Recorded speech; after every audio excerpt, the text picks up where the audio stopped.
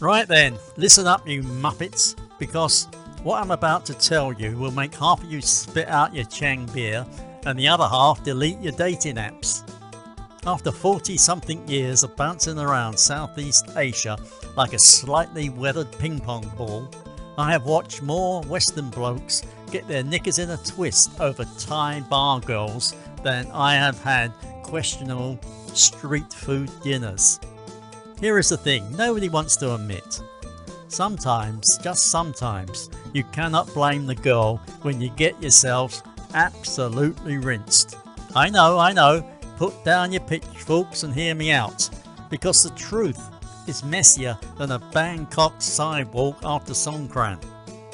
Moreover, before you start typing angry comments about how I have gone soft, let me tell you about Dave from Manchester. Dave was 52, recently divorced, and had the financial awareness of a chocolate teapot. Landed in Bangkok with his redundancy money burning a hole in his pocket faster than you could say Nana Plaza. Within a week he had met Noi, 25, stunning, and working at a go-go bar in Soy Cowboy. Now, here is where it gets interesting. Dave knew exactly what Noi did for work. She never hid it. She told him straight up, no pun intended, that she sent money home to her family in Isan, that she had a younger daughter to support, and that her job at the bar was how she paid the bills. Crystal clear, right? You would think so, but Dave had apparently left his common sense somewhere over the Bay of Bengal. The cultural blind spot. See, this is where we Westerners go absolutely balmy. We project our romantic fantasies onto a completely different cultural context and then act shocked when reality comes knocking. In Thailand, supporting your family is not just nice, it is absolutely fundamental. It is not negotiable, it is not optional, and it certainly does not stop because some bloke from Birmingham has fallen head over heels. However, Dave thought love would conquer all. He thought he could sweep Noi off to some fairy tale ending where she would abandon her family responsibilities and live happily ever after on his pension. When she kept asking for money she had always asked for, money she had been transparent about needing, and Dave suddenly felt used. Now, the open secret everyone ignores. Here is the uncomfortable bit that makes everyone squirm. The arrangement was never secret. Bar girls are not running some elaborate long con. Well, most of them are not anyway. They are quite literally advertising their services. The neon signs, the location, the entire bloody setup screams commercial transaction. You do not wander into McDonald's and act surprised when they want money for the Big Mac, do you? Hold on, let me stop you right there. I can practically hear the keyboards clattering as half of you prepare to tell me I am wrong. But she said she loved him, but she was so convincing, but she acted like it was real. Mate, acting is part of the job description. The economics of emotion. Let us talk numbers, shall we? The average bar girl in Bangkok might make 15,000-20,000 baht a month from the bar. That is roughly $400 or $500, or pounds rather. A family back home might be earning 8,000 baht monthly farming rice. When a Western punter shows up flashing cash equivalent to 6 months of her family's income, what exactly do we think is going through her head?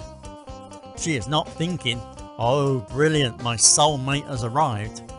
She is thinking, finally, a chance to get my little brother through university and fix the roof before the monsoon season.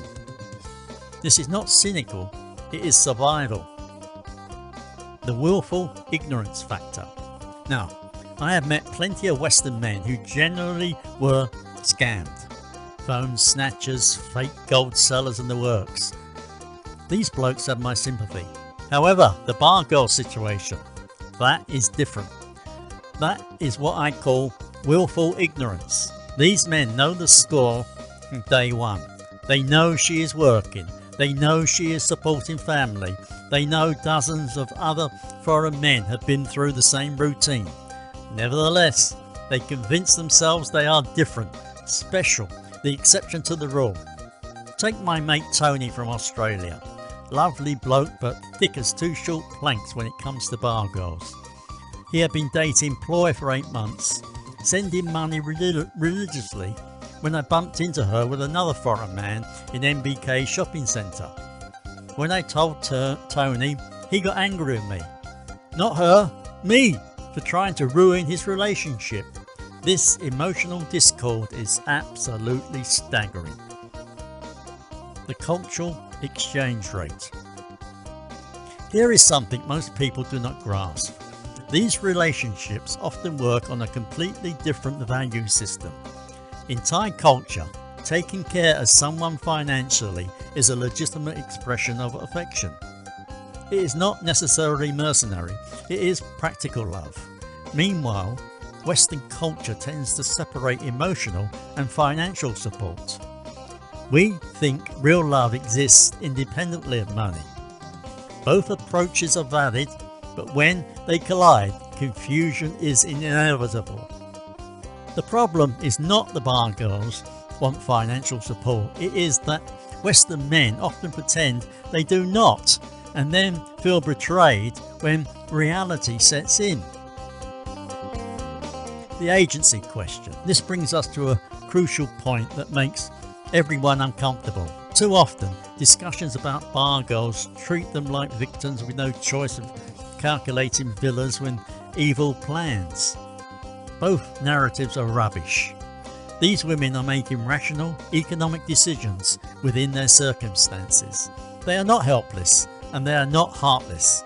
They are working within a system that exists partly because there is a massive demand from Western men seeking exactly what they are offering. If you create a market, do not act shocked when people participate in it. The double standard dance. Here is where the Western hypocrisy gets really thick. The same men who will spend 200 quid on a night out in London buying drinks for women they have just met somehow think Thai bargirls should provide companionship, emotional labour and physical intimacy for free because it is love. They will pay premium prices for everything else in Thailand, hotels, restaurants, tours, but expect romantic relationships to operate on charity. It is mental. The reality check. After 3 decades watching this dance, I have noticed a pattern. The men who are generally rinsed, and by that I mean completely cleaned out through lies and deception, are usually the ones who were trying to buy something that was not actually for sale. Genuine romantic love.